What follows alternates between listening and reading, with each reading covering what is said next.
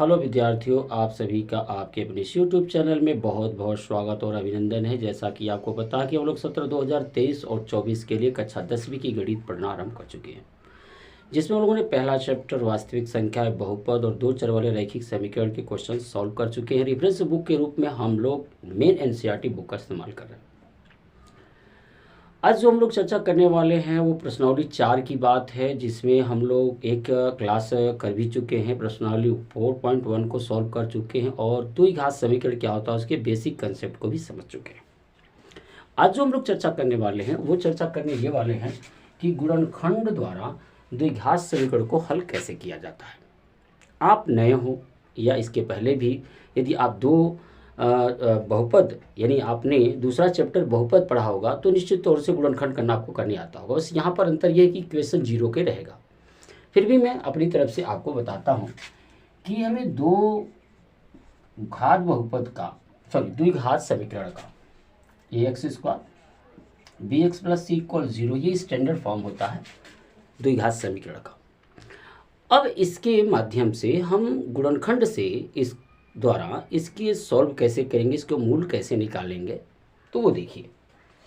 यहाँ पर ax² bx + c है, तो हमें करना क्या होता है, ये दोनों के गुणा कराना होता है। तो इन दोनों का गुणा कराएंगे तो acx² आ जाएगा। अब जो भी ये आया हुआ है उसको ऐसे भागों में विभाजित करना है आपको, दो, या तो प्लस या तो माइनस के करने पर, ये दोनों प्लस या तो माइनस करने पर गुणा करते समय ये आ जाना चाहिए। ऐसे दो आपको अंक ढूंढने हैं और जोड़ने या तो घटाने पर ये बीच वाला टर्म आ जाना चाहिए। ध्यान ये रखना है कि इसमें चिन्ह बहुत महत्व रखते हैं। आपका यदि ये माइनस चिन्ह के साथ है तो ये दोनों गुणा करने पर माइनस आना चाहिए, प्लस चिन्ह के साथ है दोनों गुणा करने पर प्लस चिन्ह के साथ आना चाहिए। आइए एक आध एग्जाम्पल की सहायता से हम इसे समझते हैं। और एग्जाम्पल क्या, हम लोग प्रश्नावली 4.2 के क्वेश्चंस को ही सॉल्व करते हैं और देखते हैं कि गुणनखंड द्वारा द्विघात समीकरणों को सॉल्व कैसे किया जाता है। तो प्रश्नावली आपका 4.2 का जो पहला है, उस पहले का पहला क्वेश्चन जो है, तो पहले मैं क्वेश्चन पढ़ दूँ। गुणनखंड विधि से निम्न द्विघात समीकरणों के मूल ज्ञात कीजिए। तो सबसे पहले गुणनखंड करना हम लोग सीखेंगे और उसके बाद हम बात करेंगे मूल की। तो ये x² है आपका और ये 3x है और -10 और इक्वल का 0 है। आप देख सकते हो कि यहाँ पर 10 है और यहाँ पर कोई नहीं है, तो जिसका पास कोई गुणांक नहीं होता है उसका गुणांक 1 माना जाता है। तो 10 और 1 का गुणा करेंगे तो हो जाएगा 10। अब इस 10 को ऐसे दो भागों में बांटना है कि गुणा करने पर ये तो मिल जाए, साथ में जोड़े या तो घटाए तो ये 3x भी मिल जाना चाहिए। अब जरा ध्यान से देखो बात को। यदि मैं 5 × 2 करता हूँ तो आपको 10 मिल जाएगा, यानी ये वाला टर्म। और 5 में से यदि मैं -2 करता हूँ तो 3, यानी ये मिल जाएगा आपको। तो अब क्या करेंगे, ये जो 3 वाला अंक है ना, इसको हम 5 - 2 के रूप में बदलेंगे।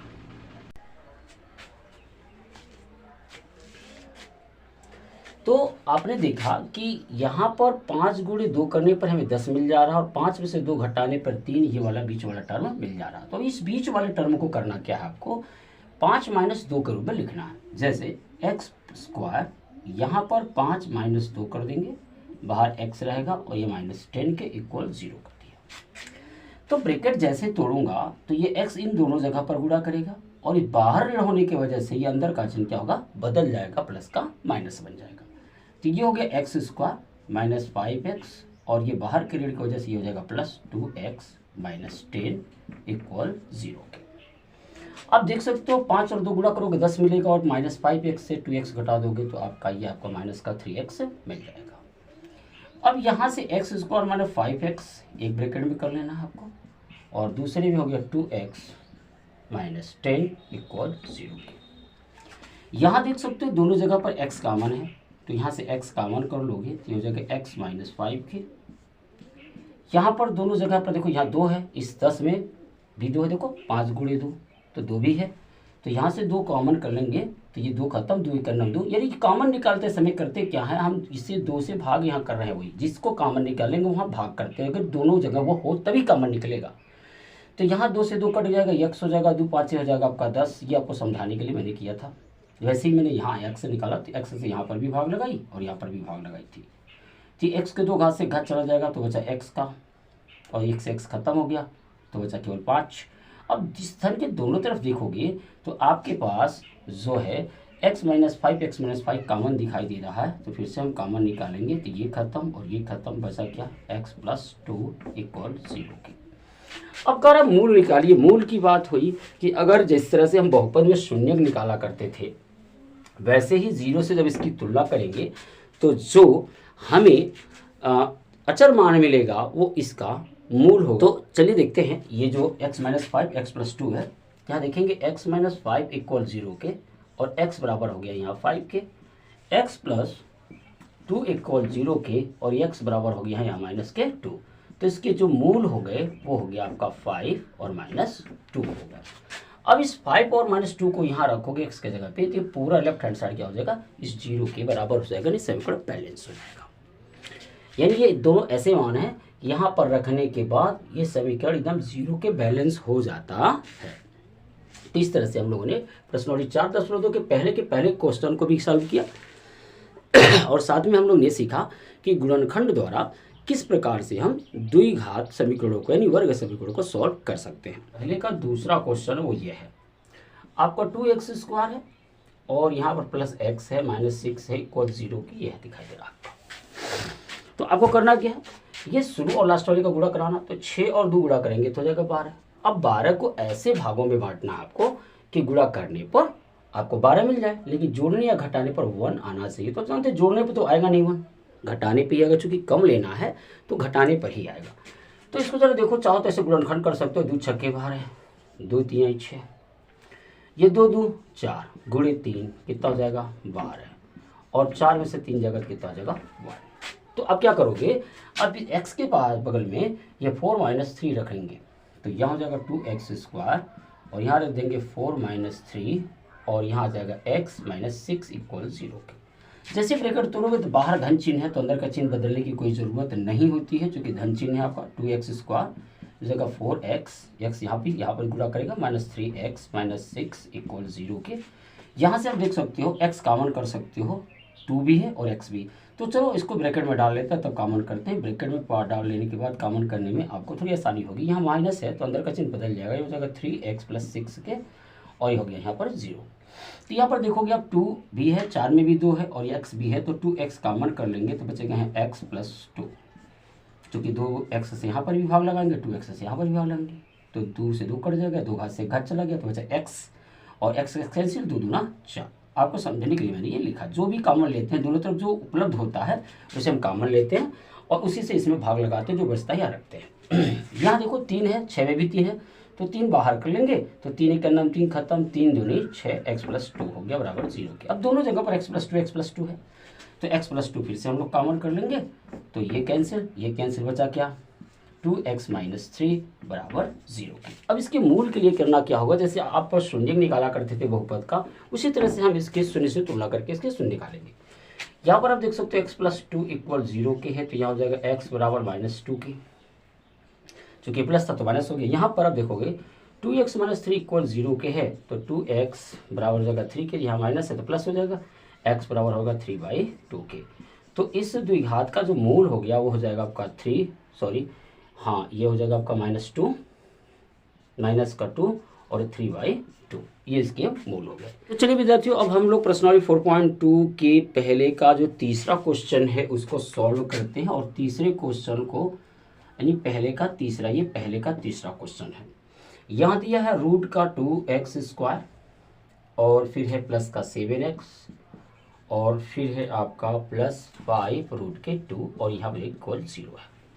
अब जरा ध्यान से इनको देखेंगे तो हमें करना क्या है, ये वाला और ये वाला पद गुणा कराना, यानी 5√2 × √2। तो आप जानते हो 5 और ये √2 गुणा होगा तो √2 × 2 जोड़ा बन गया तो बाहर आ जाएगा 5 दूनी क्या हो गया 10। यानी अब इस 10 को ऐसे हमको व्यवस्थित करना है कि गुणा करने पर 10 हो, जोड़ने घटाने पर 7 आ जाए। तो आप देख सकते हो कि 5 गुणे 2 आप करोगे तो 10 मिल जाएगा, आप 5 में 2 जोड़ोगे तो 7 हो जाएगा आपका। तो ये दोनों शर्त बैठ रही है, यानी गुणा करने पर 10 और जोड़ने घटाने पे हमें 7 मिलना चाहिए। तो अब ये क्या करेंगे, जो 7 है ना, इस 7 के जगह पर हम 5 + 2 करेंगे, यानी √2x² करेंगे, और यहाँ करेंगे 5 + 2 और यहाँ x और यहाँ 5 √2 = 0 के। अब हम इसको सॉल्व करेंगे उसी तरह से जैसे हमने पिछले 2 क्वेश्चन को सॉल्व किया है। तो कोष्टक जैसे तोड़ेंगे तो बाहर और अंदर का चिन्ह बदलने की जरूरत नहीं पड़ेगी। √2x², या टूटेगा, ये कोष्टक आएगा तो ये 5x + 2x + 5 √2 = 0 की। यहाँ पर आप √2x² + 5x को एक साथ रख लीजिए, यहाँ पर आप 2x + 5 √2 एक साथ कर लीजिए बराबर 0 के। x जब यहाँ से कॉमन करेंगे तो यहाँ हो जाएगा √2x और +5 के। यहाँ देखो 2 कॉमन करेंगे, तो अगर हम 2 कॉमन करते हैं तो एक काम करते हैं, √2 कॉमन करते हैं। अगर √2 कॉमन करते हैं ये √2 हो जाएगा और यहाँ हो जाएगा √2x और +5 के बराबर 0। क्यों? क्योंकि √2 यहाँ आएगा तो √2 से √2 हो जाएगा और ये 2 हो जाएगा 5√2। फिर से समझ लो, मैंने √2 इसलिए कॉमन किया क्योंकि अगर मैं √2 कॉमन कर लेता हूँ तो √2 जब अंदर जाएगा तो √2 से √2 गुणा होगा तो 2 बन जाएगा, और फिर ये यहाँ गुणा करेगा तो 5√2 हो जाएगा। बात समझ में आ गई होगी। दोनों जगह पर सेम चीज़ें हैं, तो हम दोनों जगह पर सेम चीज़ें हैं तो इनको कॉमन कर लेंगे, और दूसरे में बचेगा x + √2 और = 0 के। अब मूल निकालना है तो आपको शून्य से तुलना करना ही होगा। √2x + 5 = 0, तो √2x = -5 के, तो x बराबर -5/√2। ये हो गया आपका मूल। दूसरा मूल आपका हो जाएगा x + √2 बराबर 0, x बराबर हो जाएगा -√2। तो इसके जो मूल हो गए वो हो जाएगा आपका -5/√2 और ये हो गया -√2। तो ये इसके हो गए हल।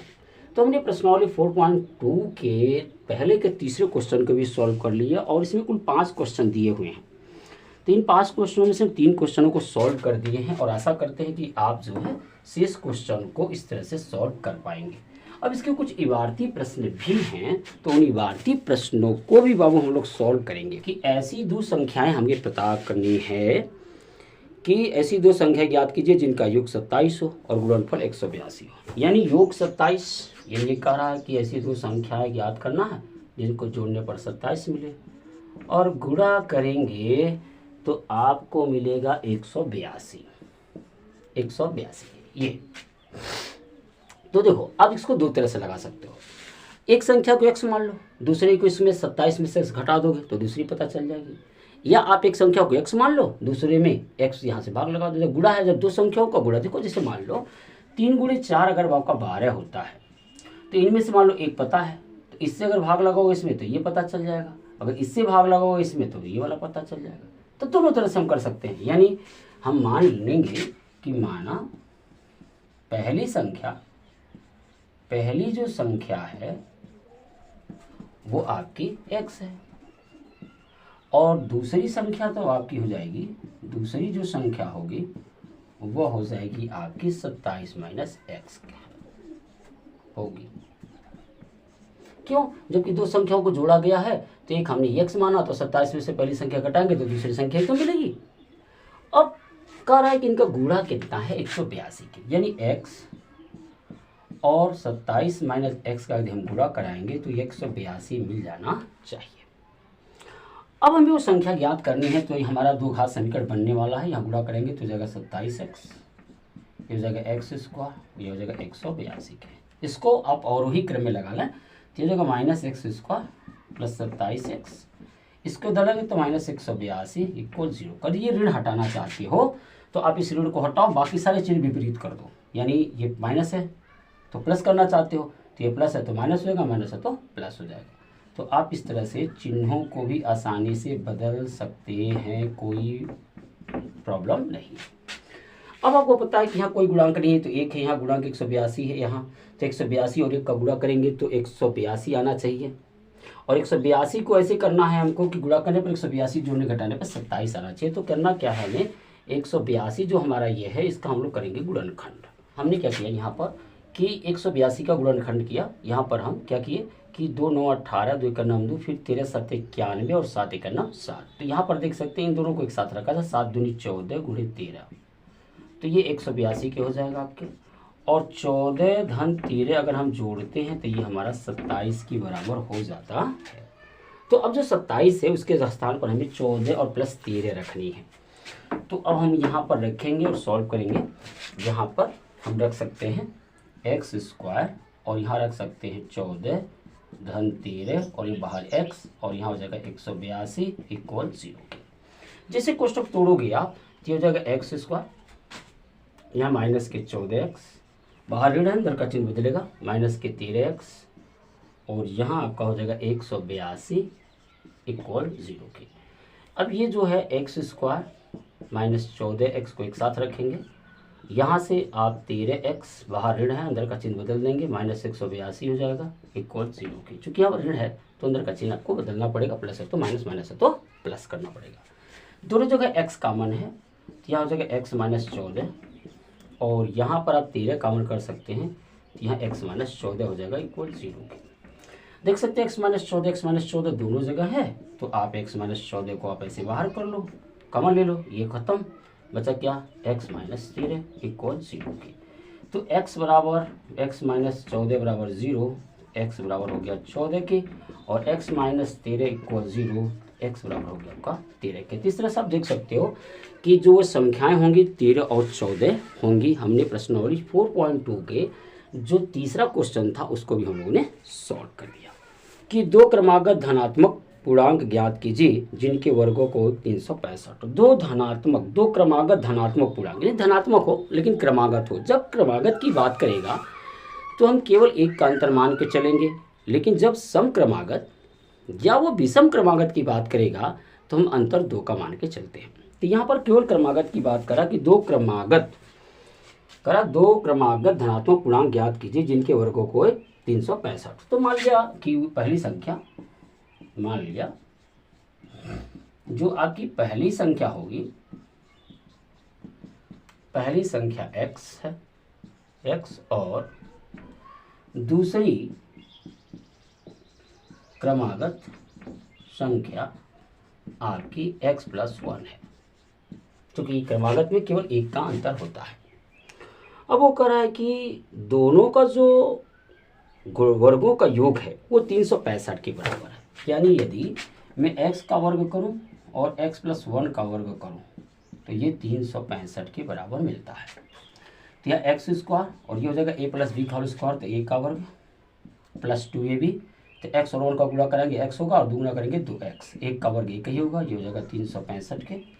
अब एक्स स्क्वायर से 1 मिलकर होगा 2x square plus 2x plus 1, इसको इधर लाएंगे, माइनस 365 इक्वल 0 के। तो यहाँ 2x square 2x minus 364 equal 0 के। 2 से सभी कटने लायक है तो काट कर छोटा कर लेते हैं हम लोग। तो ये 2 1 का नाम 2 हो जाएगा x स्क्वायर, ये भी 2 से कट जाएगा, यहाँ 2 से लगेगा 2 1 का नाम 2, 2 8 16, 2 2 4 182 इक्वल 0 के।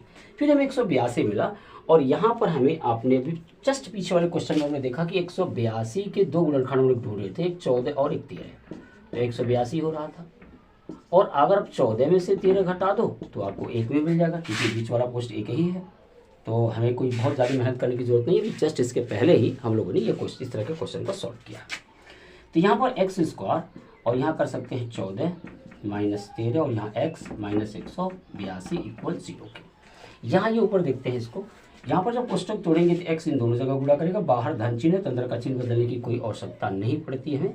एक्स स्क्वायर और यहाँ हो जाएगा प्लस 14x माइनस 13x और ये हो जाएगा माइनस 182 इक्वल 0 के। अब इन दोनों को एक ब्रैकेट में, इन दोनों को एक ब्रैकेट में आप डालिएगा, एक्स स्क्वायर प्लस 14x एक साथ और यहाँ माइनस आपका 13x माइनस 182 इक्वल 0 की हो गया। यहाँ से x कॉमन करेंगे तो यहाँ बचेगा x प्लस 14 और यहाँ पर सॉरी बाहर ऋण है ना, तो अंदर का चिन्ह ये बदलेगा, यहाँ प्लस हो जाएगा। तो यहाँ पर 13 कॉमन कर लेंगे तो बचेगा x प्लस 14 इक्वल 0 के। तो यहाँ से x प्लस 14 दोनों जगह है तो कॉमन कर लेंगे, तो जो कॉमन करते उससे भाग लगाते हैं। यहाँ पर प्लस 14 से भाग लगाओ तो एक कट जाएगा, बचेगा क्या x माइनस 13, ये हो जाएगा 0।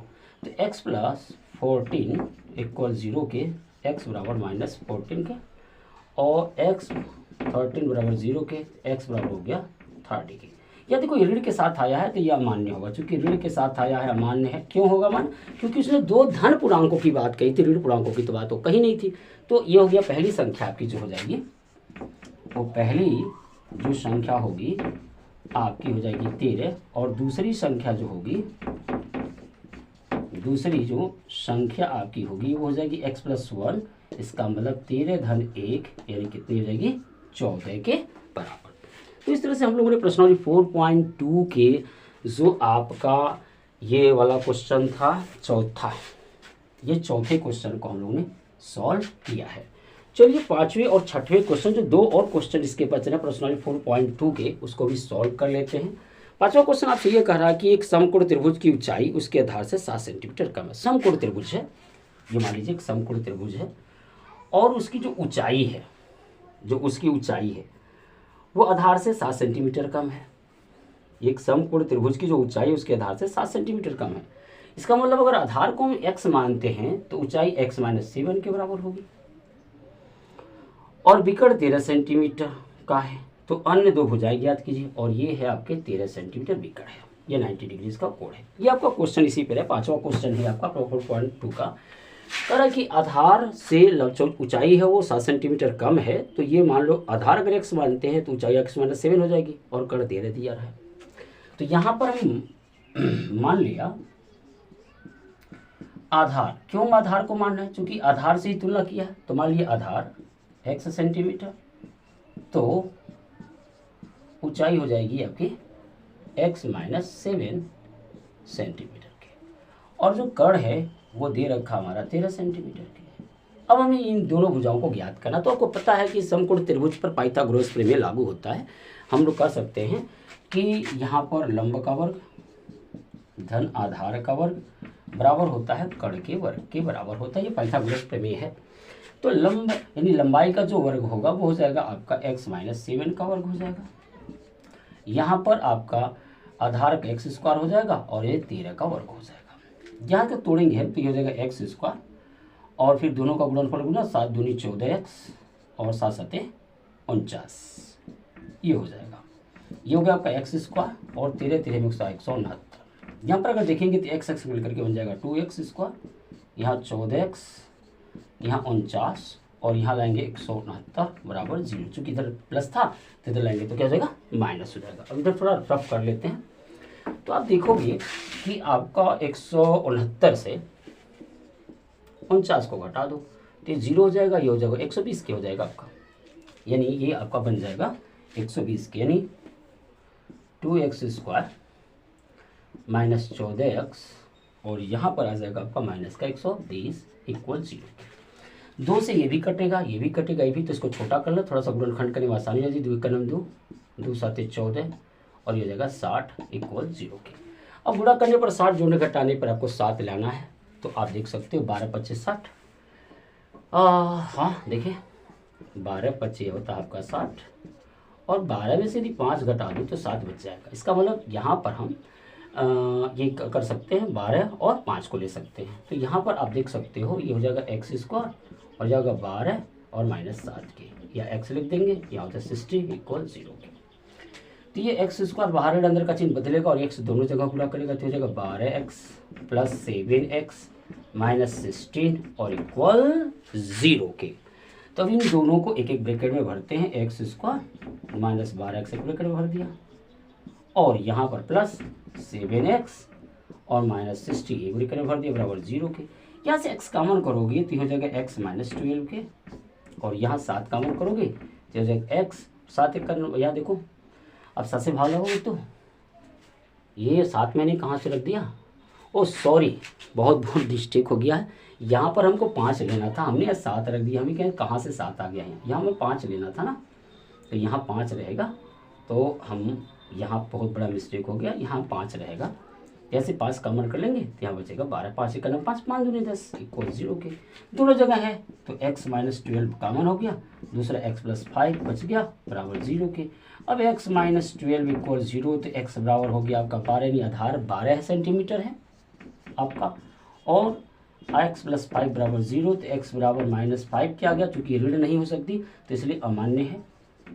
तो हमारी ये आधार हुई, आधार ये 12 सेंटीमीटर है और ये आधार 12 सेंटीमीटर, और जो ऊंचाई हो जाएगी 12 में से क्या करना आपको, 7 को घटा देना, तो कितना हो जाएगी आपकी 5 सेंटीमीटर। तो आपको बात समझ में आ गई होगी। आशा करता हूँ कि इसकी जो आधार होगी, सब इसका जो आधार होगा वो आ गया आपका 12 सेंटीमीटर और जो ऊंचाई हो गई वो आ गया आपका 5 सेंटीमीटर। तो ये प्रश्नावली 4.2 का 5वां क्वेश्चन था। अब आइए चलते हैं 6 क्वेश्चन की ओर, छठे क्वेश्चन की ओर, ताकि प्रश्नावली 4.2 को हम लोग फिनिश कर सकें, फिर नेक्स्ट चैप्टर के लिए हम लोग तैयार हो जाएंगे। तो आप देखोगे कि प्रश्नावली 4.2 का जो लास्ट वाला क्वेश्चन है वो ये है कि एक कुटीर उद्योग एक दिन में कुछ बर्तनों का निर्माण करता है। एक विशेष दिन देखा गया कि प्रत्येक नग की निर्माण लागत उस दिन के निर्माण किए बर्तनों की संख्या के 2 गुने से 3 अधिक है।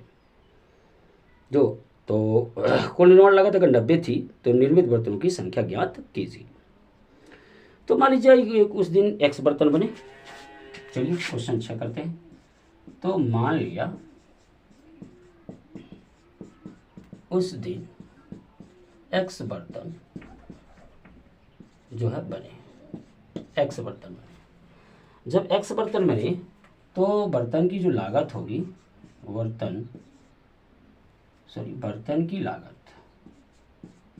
की जो लागत होगी, लागत वो हो जाएगी कितना भाई, तो उस दिन की बर्तनों की संख्या के 2 गुने से 3 अधिक है, यानी 2x धन 3 अधिक है, ये बर्तन की लागत होगी।